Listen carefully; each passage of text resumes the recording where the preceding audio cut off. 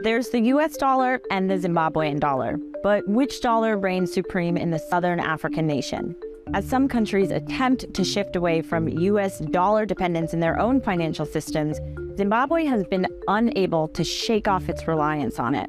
US dollars were used for 77% of transactions in Zimbabwe this year, making it the most used currency according to a statistics agency.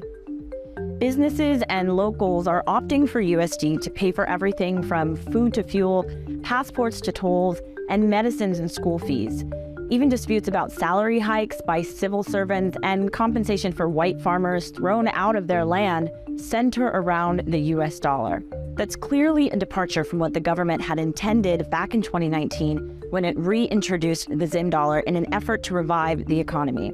The currency had been deemed worthless and abolished in 2009 in favor of other regional currencies like the South African rand.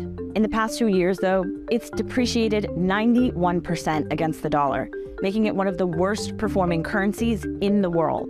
The US currency is so dominant in Zimbabwe that it's recently become legal tender, demonstrated by the adoption of a new blended index to measure inflation. There's also a new US dollar-denominated stock exchange, which is currently outperforming the ZSE. The economic challenges are clearly mounting for Zimbabwe ahead of elections in August, threatening to overshadow even successes in sectors such as mining.